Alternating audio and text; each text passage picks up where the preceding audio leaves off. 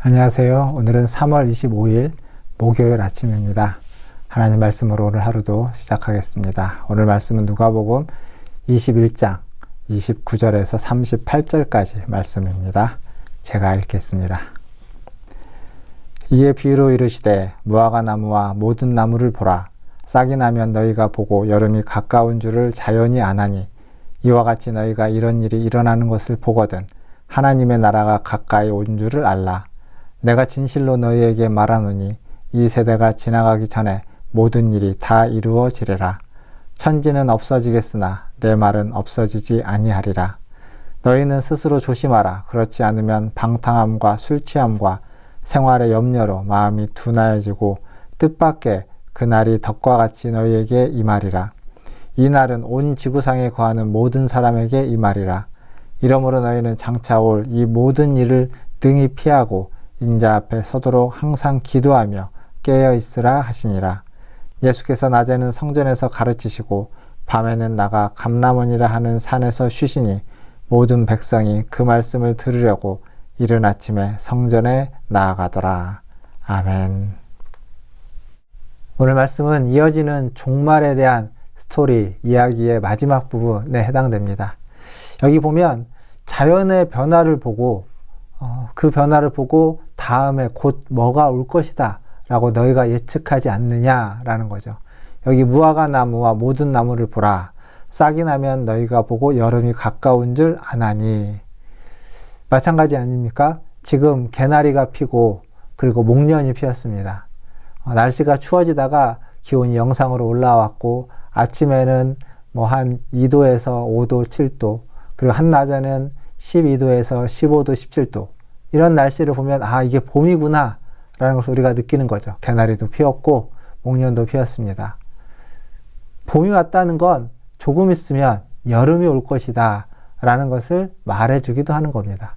즉 개나리를 보고 봄이 왔다는 것도 알고 이제 조금 있으면 여름이 올 것이다 라는 것도 우리가 알 수 있습니다.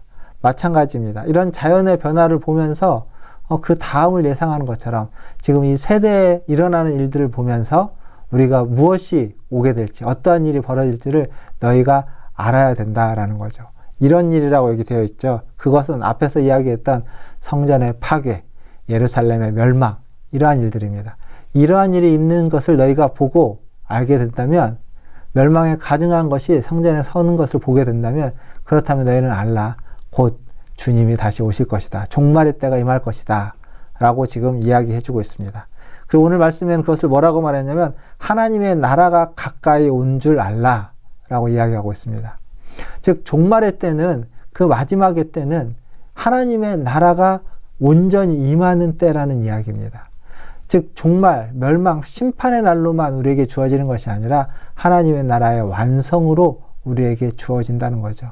즉 하나님의 나라에는 이 종말도 있지만 이 심판도 있겠지만 반면 상급도 축복도 영광도 있는 날이 될 것이다 라는 것을 우리가 자연스럽게 알 수 있습니다. 그리고 이렇게 천지의 변화가 있는 거죠. 근데 오늘 말씀에 보면 또 무슨 얘기가 있냐면 33절에 보면 천지는 없어지겠으나 내 말은 없어지지 아니하리라 라고 이야기하고 있습니다. 천지와 내 말, 하나님의 말씀을 비교해 놓고 있습니다. 천지가 없어진다는 건 우리가 상상할 수 없는 일입니다. 엄청난 일이죠. 우리는 이 세상의 역사 가운데, 이 천지의 역사 가운데 잠깐 왔다가 가는 존재입니다. 그래서 천지의 시작도, 천지의 끝도 우리는 알지 못합니다. 천지가 없어진다는 건 우리의 상상에서는 어마어마한 일이고 상상할 수 없는 일입니다. 그런데 비교되는 이 내 말이라고 하는 하나님의 말씀은 그 천지를 창조한 것이 바로 이 말씀입니다. 태초에 하나님이 천지를 창조하시니라 라고 했대 하나님이 무엇으로 천지를 창조했냐? 말씀으로 천지를 창조했다. 이게 창세기의 이야기입니다. 그래서 천지가 어마어마하긴 하지만 하나님의 말씀과 비교해 보면 그 천지보다 하나님의 말씀은 더 어마어마한 것이 되는 겁니다. 그 말씀이 지금 우리에게 주어져 있습니다.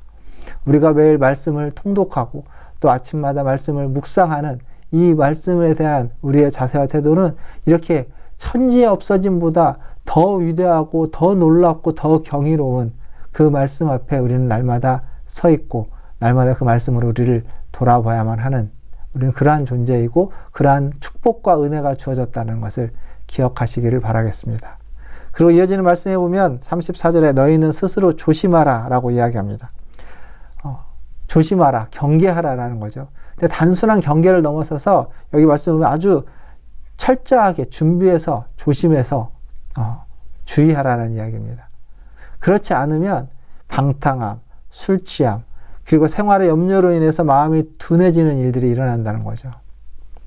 그렇게 될 때 무슨 일이 생기냐면 뜻밖의 시간에 하나님의 나라가 임하게 될 때, 우리가 예상하지 못했던 그 순간 하나님의 나라가 임하게 될 때, 그때 우리가 마음이 둔해져서 그것을 알지 못하게 된다는 겁니다. 마치 그 신랑을 기다리던 10처녀, 그 중에 5처녀는 등불을 준비했지만 5처녀는 등불을 준비하지 못한 그들처럼 그때 혼인잔치에 참여하지 못하는 그러한 일이 발생할 수도 있다라고 이야기해 주는 겁니다. 얼마나 안타까운지 모르겠습니다. 그래서 여기 말씀해 보니까 36절에 보면 항상 기도하고 깨어 있으라. 장차 올 이 모든 일을 피하고 그때 주님이 오실 때를 예비하면서 항상 기도하고 깨어 있으라 라고 이야기하고 있습니다. 항상입니다. 항상.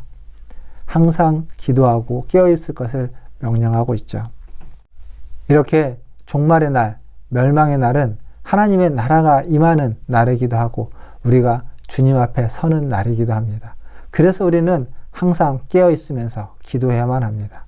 깨어서 기도하는 것은 주님 앞에 서는 그날, 뜻밖의 순간에 우리에게 찾아오게 될 그때를 준비하는 우리의 태도인 겁니다. 오늘 하루도 깨어서 기도하시는 저와 여러분 되기를 주님의 이름으로 축원드립니다. 기도하겠습니다. 하나님 아버지, 그날을 준비하며 항상 깨어 기도하는 아버지 하나님 우리가 되도록 도와주시옵소서. 무엇보다도 하나님이 언제 임하실지 모르는 하나님 그때이기에 하나님 날마다 준비하면서 날마다 기다리면서 날마다 소망하면서 살아가게 하여 주시옵소서.